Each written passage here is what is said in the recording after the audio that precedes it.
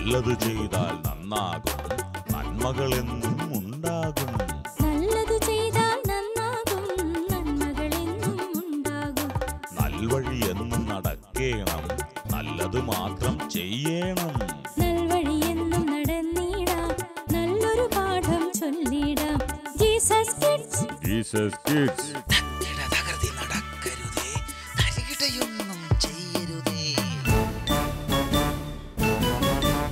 Hi friends, ആനന്ദത്തിൻ്റെ തലോടലായി നമ്മിലേക്ക് എത്തുന്ന ജീസസ് കിഡ്സിൻ്റെ പുതിയ എപ്പിസോഡിലേക്ക് സ്വാഗതം. കുസൃതികളും കൊച്ചുവർത്താനങ്ങളുമായി കാത്തിരിക്കുകയാണ് നമ്മുടെ കൂട്ടുകാർ. പോകാം അവരുടെ അടുത്തേക്ക്, കാട്ടിലെ കൂട്ടുകാർ.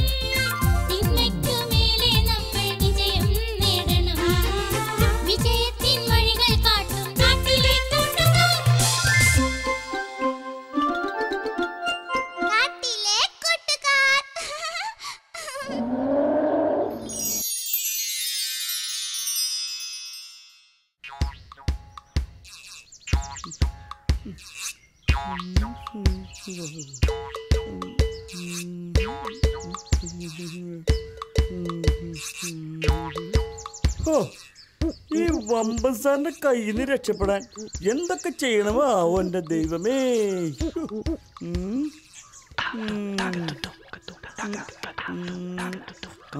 ഇത് വളരെ ഇമ്പോർട്ടന്റ്.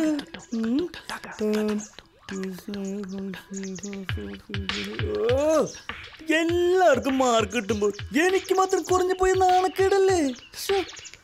ഈ സ്കൂൾ കണ്ടുപിടിച്ചവനൊക്കെ കയ്യിൽ കിട്ടിയിരുന്നില്ലോ. ചവിട്ടി കുടിക്കാൻ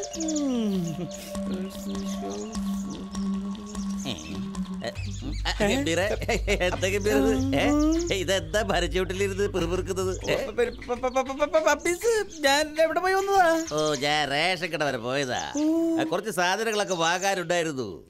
എന്റെ പപ്പീസ് പരീക്ഷയായിട്ട് റേഷൻ കടയിൽ പോയിട്ട് സമയം കളയണ. എന്റെ ഗംഭീരേ, വീട്ടിൽ വേറെ ആരും പോകാനില്ലായിരുന്നു. ആ അതെ, ഗംഭീർ പരീക്ഷയ്ക്ക് പഠിക്കുമായിരിക്കും അല്ലേ? പരീക്ഷയ്ക്ക് ഞാനാ അസലായിട്ട് ഞാൻ പരീക്ഷയ്ക്ക് പഠിക്കാം. ഇതെന്തിനാ ഇങ്ങനെ ചിരിക്കുന്നത്? പരീക്ഷയ്ക്ക് പഠിച്ച സമയങ്ങളായിരുന്നു എനിക്ക് നേരില്ല. അപ്പൊ ഇന്ന് എന്തെടുക്കുക ഗംഭീർ ഈ പുസ്തകമൊക്കെ തുറന്നു വെച്ച് ഇവിടെ? പപ്പീസ് പരീക്ഷയ്ക്ക് പഠിക്കാറില്ലേ? പഠിക്കാറുണ്ടോ ചോദിച്ചാൽ പഠിക്കാറൊക്കെ ഉണ്ട്, പക്ഷെ ഒന്നും തലേ കയറുന്നില്ല. അങ്ങനെ പഠിക്കാത്തവർക്കും പഠിച്ചിട്ട് മനസ്സിലാകാത്തവർക്കുമുള്ള ഒരു തുണ്ട് വിദ്യയാണ് ഇത്. തുണ്ട് വിദ്യയോ? അതേന്ന് പരീക്ഷയ്ക്ക് വരുന്ന ഉത്തരങ്ങള് തുണ്ട് കടലാസിൽ എഴുതി കോപ്പി അടിക്കുന്ന വിദ്യ, അതാണ് തുണ്ട് വിദ്യ. കോപ്പി അടിക്കുക തുണ്ടിലെഴുതിയ? എന്റെ ഗംഭീരെ, ഇതൊക്കെ മോശമില്ല ഗംഭീരെ. അതെ, പഠിക്കാതെ പരീക്ഷയ്ക്ക് മാർക്ക് വാങ്ങാനേ പിന്നെ എന്ത് ചെയ്യാന പരിപാടി? അല്ല പപ്പീസ് ഇപ്പൊ ഈ വരാൻ പോണ പരീക്ഷയ്ക്ക് എല്ലാം പഠിച്ചു കഴിഞ്ഞതാ? ഞാനൊന്നും പിന്നെ എങ്ങനെയാ മാർക്ക് വാങ്ങണേ? അത് പിന്നെ ഞാൻ അതെ, ഇതാണ് എളുപ്പ വഴി, ഈ തുണ്ട് വിദ്യ. വേണമെങ്കിൽ ഒന്ന് പരീക്ഷ തോന്നിക്കോ. അതല്ല ഗംഭീരെ, ഇതിപ്പോ സാറ് പിടിക്കത്തില്ലേ? സാറ് പിടിക്കുന്നതും പിടിക്കാതിരിക്കുന്നതും ഒക്കെ പപ്പീസിന്റെ കഴിവ്. എന്റെ അടുത്ത് സംശയം കൊണ്ടുവരണ്ട, എനിക്ക് കൊറേ പണിയുണ്ട് ഇവിടെ. ഇങ്ങനെ കോപ്പടിക്കുന്നത് അത്ര ശരിന്നല്ല കേട്ടോ ഗംഭീര. പണിയുള്ളപ്പോഴാ അവന്റെ ഒരു സംശയം. ഈശ്വര, ഇനി എത്ര ചോദ്യങ്ങൾ എഴുതി ഉണ്ടാക്കണം.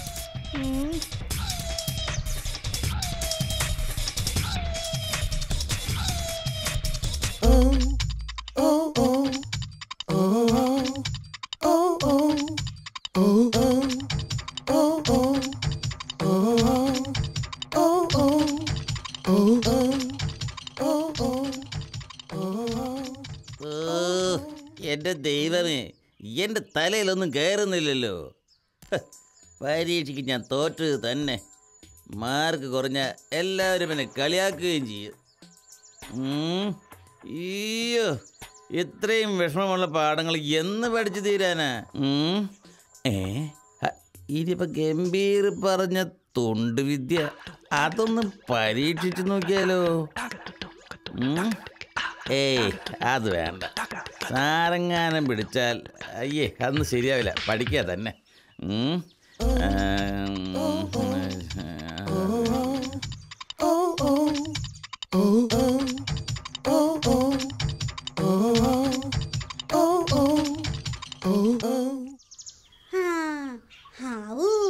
നേരത്തെ കളി നിർത്തിയത് നന്നായി. പരീക്ഷ ആവാറായില്ലേ? അല്ല, നിങ്ങളാരും പരീക്ഷയ്ക്ക് പഠിക്കാൻ തുടങ്ങിയില്ലേ? ഓ, പഠിക്കാനൊക്കെ തുടങ്ങി കേട്ടോ. അയ്യോ, ഒന്നും പറയണ്ട എൻ്റെ മോട്ടു. ഒന്നും തലേ കയറുന്നില്ല. വല്ലാത്തൊരു ടെൻഷൻ തന്നെ. അതൊക്കെ മനസ്സിരുത്തി പഠിക്കാത്തതുകൊണ്ട് സംഭവിക്കാൻ പോണതല്ലേ? പരീക്ഷയ്ക്ക് മാർക്ക് ഏത് വിധത്തിലും വാങ്ങമല്ലോ അല്ല ഗംഭീറേ? പിന്നെ അത് വാങ്ങാലോ. അതെ, ഈ വർഷത്തെ പരീക്ഷയ്ക്ക് ഏറ്റവും കൂടുതൽ മാർക്ക് വാങ്ങുന്നവർക്ക് സമ്മാനം ഉണ്ടെന്ന് സാറ് പറഞ്ഞിട്ടില്ലേ? ഓ, അങ്ങനെയാണെങ്കിൽ അത് മോട്ടുവിന് തന്നെയാ തീർച്ച. അങ്ങനെ പറയരുത്. നല്ലപോലെ പഠിച്ച് പരീക്ഷ എഴുതുന്നവർക്ക് വേണ്ടിയുള്ളതാ. അത് ശരിയേ.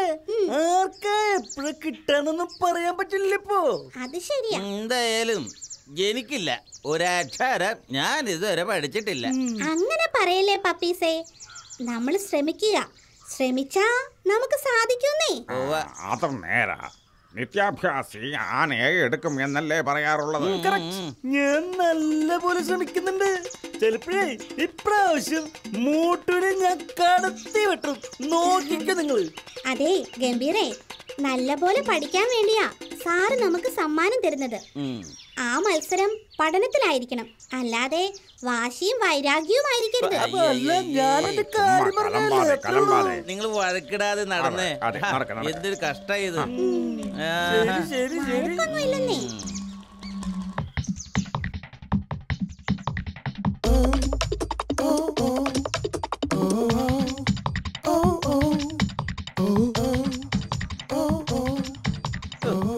എന്റെ ഈശ്വര, എന്താ ചെയ്യാ? വമ്പൻ സാറെ പറ്റിക്കുക എന്ന് പറയുന്നത് ഒരു ചതിയാ. പക്ഷെ പരീക്ഷയ്ക്ക് മാർക്കും ആകിയില്ലെങ്കിൽ കൂട്ടുകാരുടെ കളിയാക്കൽ. അയ്യോ, ഞാനിനിയിപ്പോൾ എന്താ ചെയ്യേണ്ടതെന്ന് എനിക്ക് മനസ്സിലാവുന്നില്ലല്ലോ.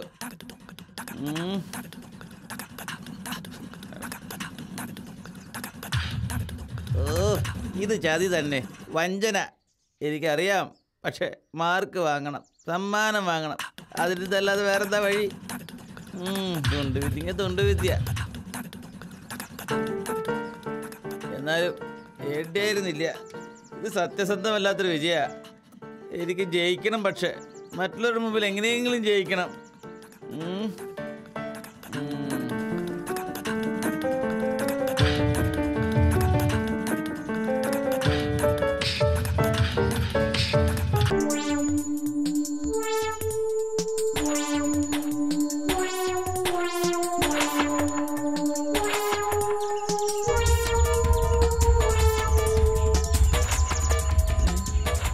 അയ്യോ, ഞാൻ ചെയ്തിട്ടില്ല. എനിക്ക് ചെയ്യാനാവില്ല. വേണ്ട, എനിക്കിത് വിജയിക്കണ്ട. ഞാൻ തെറ്റ് ചെയ്തു. എന്നെ ഒറ്റപ്പെടുത്തരുത് സാറേ, പ്ലീസ്. ദൈവമേ, എൻ്റെ മനസ്സിന് ഒരു സ്വസ്ഥതയുമില്ലല്ലോ. ദൈവമേ, ഞാനിനി എന്ത് ചെയ്യും? എൻ്റെ സമാധാനം എനിക്ക് വേണം. അയ്യോ ദൈവമേ, ഇത് മനസ്സിന്റെ സ്വസ്ഥത കളയുന്ന സാധനമാ. എനിക്കിത് വേണ്ട. എനിക്കിങ്ങനെ ജയിക്കണ്ട. എനിക്ക് ഈ തൊണ്ടുവിദ്യ വേണ്ട. എനിക്കിങ്ങനെ ജയിക്കണ്ട. എന്താ പറ്റിയ പപ്പീസേ? മോട്ടു, എനിക്ക് പഠിക്കണം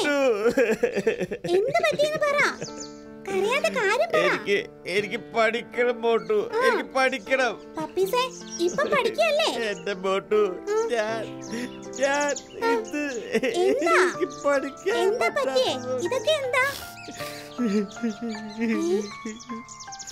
പപ്പീസേ? എന്താ ഇത് പപ്പീസേ? ഈ വിദ്യ ആരാ പറഞ്ഞു തന്നെ? അത് ധൈര്യമായിട്ട് പറ. ആരാ? ഇവിടെ ഗംഭീർ. ഓഹോ, വെറുതെ അല്ല ഗംഭീർ എന്നെ വെല്ലുവിളിച്ചതല്ലേ? മോട്ടു, എനിക്ക് പരീക്ഷയ്ക്ക് മാർക്ക് വാങ്ങണം മോട്ടു. വിഷമിക്കാതെ പപ്പീസേ, പരീക്ഷയ്ക്ക് ഇനിയും കുറച്ച് ദിവസങ്ങൾ കൂടെ ഉണ്ട്. കുറച്ച് ദിവസം പപ്പീസ് എന്റെ കൂടെ വാ. പരീക്ഷയ്ക്ക് പഠിക്കാനുള്ള വിദ്യയൊക്കെ ഞാൻ പഠിപ്പിക്കാം. നന്ദി മോട്ടു, നന്ദി. വാ, സമയം കളയണ്ട. കോപ്പി അടിക്കാതെ പരീക്ഷയ്ക്ക് ജയിക്കാനുള്ള വിദ്യയൊക്കെ ഞാൻ പറഞ്ഞുതരാം. പഠിക്കാൻ പറ്റിയാ മതിയായിരുന്നു. നല്ല മാർക്ക് കിട്ടിയാ മതിയായിരുന്നു. കിട്ടൂന്നേ, നമുക്ക് പരിശ്രമിക്കാം.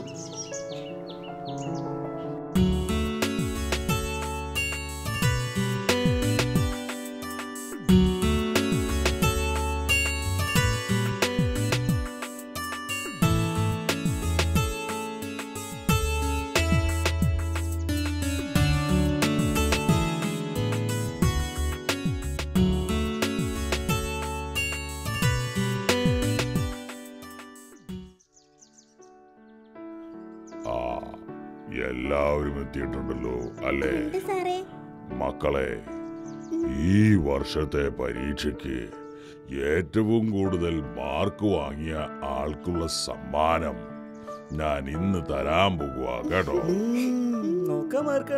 നല്ല പോലെ പഠിച്ച് നല്ല മാർക്ക് വാങ്ങിയത് ആരാണെന്ന് അറിയാൻ നിങ്ങൾക്ക് ആകാംക്ഷയില്ലേ? ആ, നിങ്ങളാരും പ്രതീക്ഷിക്കാത്ത ഒരാളാണ് ഇന്നത്തെ വിജയി. ആരായാലും കഠിനാധ്വാനത്തിലൂടെയാ ഈ വിജയം കരസ്ഥമാക്കിയത്. പിന്നെ ചില ആളുകൾ വിജയിക്കാൻ വേണ്ടി പല കള്ളക്കളികളും നടത്തിയതായി ഞാൻ അറിഞ്ഞു. ഏതായാലും ഈ വർഷത്തെ ഏറ്റവും നല്ല മാർക്കുള്ള മിടുക്കനായി തെരഞ്ഞെടുക്കപ്പെട്ടത് പപ്പീസ്.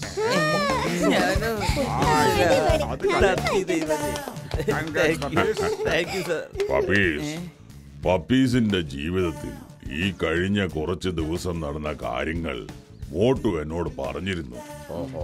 പപ്പീസിന് ഈ വിജയതീരത്തേക്ക് എത്തിച്ചത് ഈ മോട്ടു ആണല്ലേ? അതെ സാർ, ഞാൻ ചിലരുടെ പ്രേരണയില് തെറ്റായ വഴിയെ പോകുന്ന സമയത്താ എന്നെ നേർവഴി നടത്താൻ ഈ മോട്ടു എത്തിച്ചേർന്നത്. Very good, very good puppies. മോട്ടുവിന്റെ വാക്കുകളെ വിശ്വസിച്ചു. അതെ സാർ, മോട്ടു എന്നെ പരീക്ഷയിൽ നല്ല പോലെ സഹായിച്ചു. ഈ വിജയത്തിന്റെ എല്ലാ ക്രെഡിറ്റും ഈ മോട്ടുവിനുള്ളതാ. മക്കളെ, നമ്മൾ നേർവഴിക്ക് സഞ്ചരിക്കാൻ, നമ്മളെ നേർവഴിയിൽ കൈപിടിക്കാൻ നമുക്ക് നല്ല കൂട്ടുകാരനായി ദൈവം എന്നും ഉണ്ടാകും. അവന്റെ ഒപ്പം നടക്കുക, അവന്റെ പാത നമ്മൾ പിന്തുടരുക. ജീവിതത്തിൽ നമ്മൾ ഒരിക്കലും തോൽക്കുകയില്ല. ശരിയാ സാർ, ശരിയാ. ഈ വിജയം എല്ലാവർക്കും ഒരു പാഠമാണ്. കഠിനാധ്വാനം ഏതൊരാളെയും വിജയത്തിലെത്തിക്കും. അതുകൊണ്ട് ഈ സമ്മാനം ഏറ്റുവാങ്ങാൻ പപ്പീസിനെ ഞാൻ ക്ഷണിക്കുകയാണ്. നമുക്ക് എല്ലാവർക്കും കൈയടിച്ചുകൊണ്ട് ഈ സമ്മാനം പപ്പീസിന് നൽകാം. ഇനിയും നിങ്ങൾക്ക് എല്ലാവർക്കും ഈ സമ്മാനം വാങ്ങാൻ കഴിയട്ടെ എന്ന് ആശംസിക്കുകയാണ്. ഇതാ പപ്പീസ് ആശംസകൾ. കുസൃതി ലോകത്തെ നന്മകളിൽ നിന്ന് ഇനി വചനമാരിയിലേക്ക് ശ്രദ്ധിക്കാം. Tinku Tinku little star.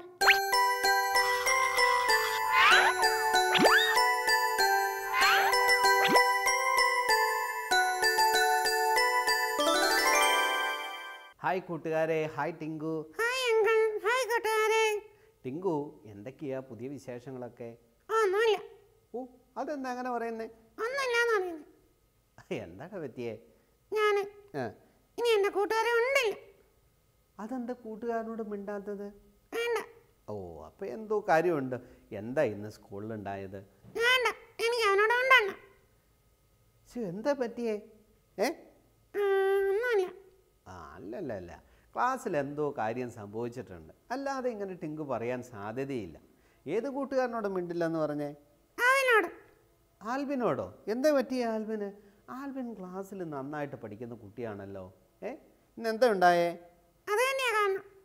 ഓ, അത് തന്നെയാണോ കാരണം? എനിക്ക് മനസ്സിലായി. പരീക്ഷ പേപ്പർ കിട്ടിയോ? കിട്ടി. അപ്പൊ ആർക്കാ കൂടുതൽ മാർക്ക്? ഇതിന് പറയുന്ന പേരെന്താണെന്നറിയാമോ? അസൂയ എന്നാണ് പറയുക. പിന്നെ അല്ലാതെ നിന്നെക്കാളും കൂടുതൽ മാർക്ക് ആൽബിന് കിട്ടിക്കാണും. അല്ലാതെ ആൽബിൻ നിന്നെ വല്ലതും ചെയ്തോ? അവൻ നിന്നെ കളിയാക്കിയോ? ഇല്ല. പിന്നെ എന്തിനാ ആൽബിനോട് വെറുതെ പിണങ്ങുന്നത്? അത് തന്നെയാ പറയുന്നത് അസൂയ എന്ന് പറയുന്നത്. അസൂയ അത് പാപത്തിൻ്റെ സ്വഭാവമാണ്.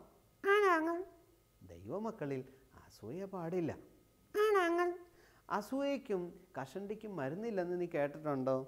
ഞാൻ കേട്ടിട്ടുണ്ട്. ആണോ? അത് ശരി. പക്ഷേ അസൂയ പലപ്പോഴും നമ്മളെ ദൈവത്തിൽ നിന്നും അകറ്റുന്ന ഒന്നാണ്. എനിക്ക് അറിയത്തില്ല. ഒരു സ്ഥലത്ത് ഒരു പാവപ്പെട്ട വ്യക്തി ഉണ്ടായിരുന്നു. അദ്ദേഹം തൻ്റെ അടുക്കൽ വരുന്ന ആളുകൾക്കൊക്കെ ചില നല്ല ഉപദേശങ്ങളൊക്കെ കൊടുക്കും. അങ്ങനെ ഇരിക്കെ അവിടുത്തെ രാജാവ് വേഷം മാറി അതിലൂടെ യാത്ര ചെയ്തു വന്നു. ഇദ്ദേഹത്തിൻ്റെ അടുക്കൽ വന്നപ്പോൾ ഇത് രാജാവാണെന്നറിയാതെ ഇദ്ദേഹം ആ മനുഷ്യന് ചില നല്ല ഉപദേശങ്ങളൊക്കെ കൊടുത്തു. അപ്പോൾ ഈ രാജാവിന് ഉപദേശമൊക്കെ ഇഷ്ടപ്പെട്ടു. ശരിയാണ്, ഇത് ജീവിതത്തിൽ പ്രാവർത്തികമാക്കിയാൽ എൻ്റെ രാജ്യം നന്നായിട്ട് നയിക്കുവാനായിട്ട് എനിക്ക് സാധിക്കും. അപ്പോൾ രാജാവ് തൻ്റെ മനസ്സിലൊരു കാര്യം തീരുമാനിച്ചു. എന്താണെന്നറിയാമോ? ഈ വ്യക്തിയെ തൻ്റെ ഉപദേഷ്ടാവായിട്ട് നിയമിക്കുവാനായിട്ട് തീരുമാനിച്ചു. ഇത് കേട്ടപ്പോൾ ഈ പാവപ്പെട്ട വ്യക്തി വളരെ സന്തോഷമായി. തൻ്റെ കീറി പറഞ്ഞ മുണ്ടൊക്കെയാണുള്ളത്, വസ്ത്രമാണുള്ളത്, മുഷിഞ്ഞ വസ്ത്രമാണുള്ളത്, അതൊക്കെ മാറ്റി രാജാവിൻ്റെ കൊട്ടാരത്തിൽ ഉപദേഷ്ടാവായിട്ട് തനിക്ക് ജോലി ലഭിച്ചു. എത്ര വലിയ കാര്യമല്ലേ? എന്നാൽ തന്നെ ഉപദേഷ്ടാവായി നിയമിച്ചത് ആ കൊട്ടാരത്തിൽ ജോലി ചെയ്ത മറ്റൊരാൾക്ക് ഇഷ്ടപ്പെട്ടില്ല. എങ്ങനെയെങ്കിലും ഇയാളെ അവിടെ നിന്ന് പുറത്താക്കണം. അതിനുവേണ്ടി അദ്ദേഹം ഓരോ ദിവസവും ഈ മനുഷ്യനെ സൂക്ഷിച്ച് നോക്കിക്കൊണ്ടിരുന്നു. എന്തെങ്കിലും കുറവുകളുണ്ടോ ഇദ്ദേഹത്തെ പുറത്താക്കാൻ വേണ്ടി. എന്താ അങ്ങനെ അദ്ദേഹം ചെയ്യാൻ കാരണം? അതെ, അസൂയ വരുമ്പോൾ മറ്റുള്ളവരുടെ കുറവുകൾ മാത്രമാണ് നമ്മൾ കാണുന്നത്. അവരുടെ നല്ല വശങ്ങളെ നമുക്കൊരിക്കലും കാണാനായിട്ട് സാധിക്കില്ല. ചില കൂട്ടുകാരുണ്ട്, അസൂയുള്ള കൂട്ടുകാർ. മാർക്ക് കൂടുതൽ കിട്ടിയാൽ, ഒരുപക്ഷെ നല്ല ഉടുപ്പിട്ട് വന്നാൽ, ഒരുപക്ഷെ നമ്മളെക്കാൾ കുറച്ച് സൗന്ദര്യമുള്ള മുടിയുള്ള കൂട്ടുകാരെ കാണുമ്പോൾ അവർ മിണ്ടാതിരിക്കുക. അത് ദൈവത്തിന് ഇഷ്ടമുള്ള സ്വഭാവമാണോ? ഈ വ്യക്തിയും അസൂയ പൂണ്ട് ഇദ്ദേഹത്തെ, ഈ പാവപ്പെട്ട വ്യക്തിയോട് ഓരോ ദിവസവും പിണങ്ങുകയും അദ്ദേഹത്തിൻ്റെ കുറവുകൾ കണ്ടെത്താൻ ശ്രമിക്കുകയും ചെയ്തു. അങ്ങനെ ഇരിക്കുന്ന സമയത്ത് അദ്ദേഹം എന്നും തൻ്റെ റൂമിൽ ഒരു പഴയ പെട്ടി തുറന്ന് നോക്കുന്നത് അദ്ദേഹം ശ്രദ്ധിച്ചു. എന്നും എന്തിനാണ് ഈ പെട്ടി തുറന്നു നോക്കുന്നത്? അതിൻ്റെ ഉള്ളിൽ എന്തോ മാന്ത്രിക ശക്തിയുണ്ട്. അദ്ദേഹം ഇതിൽ നിന്ന് പഠിച്ചാണ് രാജാവിന് ഉപദേശങ്ങൾ നൽകുന്നത്. എത്രയും വേഗം രാജാവിനെ ഇത് അറിയിക്കണം, അദ്ദേഹത്തെ എങ്ങനെയെങ്കിലും ഇവിടെ നിന്ന് പറഞ്ഞു വിടണം. അങ്ങനെ തീരുമാനിച്ച് രാജാവിൻ്റെ അടുക്കലെത്തി. അദ്ദേഹം അത് പറഞ്ഞു. അപ്പോൾ രാജാവും ഇത് ശ്രദ്ധിക്കാൻ തുടങ്ങി. ശരിയാണല്ലോ, ഇദ്ദേഹം എന്നും രാവിലെ ആ പെട്ടി തുറന്ന് എന്തോ ഒരു കാര്യം നോക്കുന്നുണ്ട്, എന്തോ ഉപദേശമൊക്കെ അതിൽ നിന്ന് കിട്ടുന്നുണ്ട്, എന്തോ ഒരു മാന്ത്രിക ശക്തിയുണ്ട്. അതുകൊണ്ടാണ് ഇദ്ദേഹത്തിന് നല്ല നല്ല ഉപദേശങ്ങളൊക്കെ തരാൻ പറ്റുന്നതെന്ന് രാജാവും വിശ്വസിച്ചു. അങ്ങനെ രാജാവ് അദ്ദേഹത്തെ വിളിപ്പിച്ചു. ശിക്ഷ കൊടുക്കാനാണോ? എന്തിനാണെന്നറിയില്ല, എന്തായാലും വിളിപ്പിച്ചു. വിളിപ്പിച്ചിട്ട് ചോദിച്ചു, എന്താണ് നിങ്ങൾ ആ പെട്ടിയിൽ എന്നും നോക്കുന്നത്? ആ പെട്ടി എനിക്ക് കാണണമെന്ന് പറഞ്ഞു.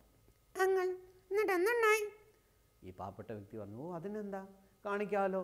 അങ്ങനെ രാജാവും ഈ അസൂയ പൂണ്ട മനുഷ്യനും മറ്റുള്ളവരെല്ലാവരും കൂടി ആ പെട്ടിയുടെ അടുക്കൽ ചെന്നു. പെട്ടി തുറന്നു.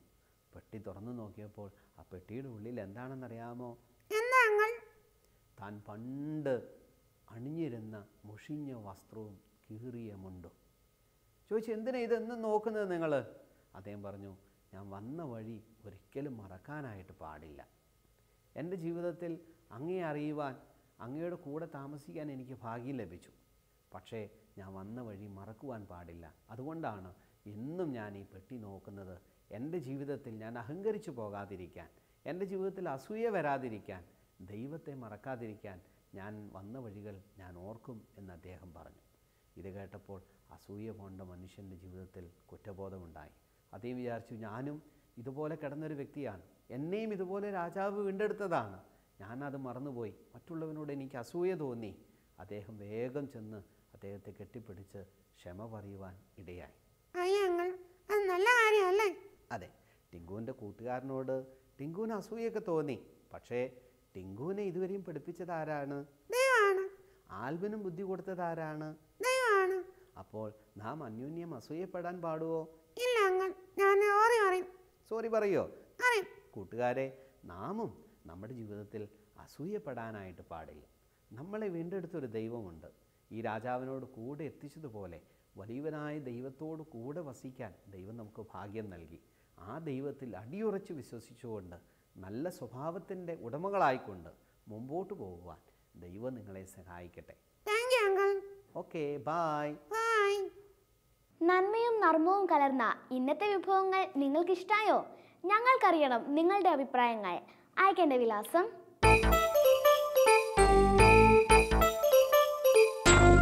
ഞങ്ങളുടെ വിലാസം: the producer, Jesus kids, Shalom TV, Peruvannamuzhi PO, Kozhikode. Pincode 673528. അടുത്തയാഴ്ച പുതിയ വിഭവങ്ങളുമായി കണ്ടുമുട്ടുന്നത് വരെ ബൈ.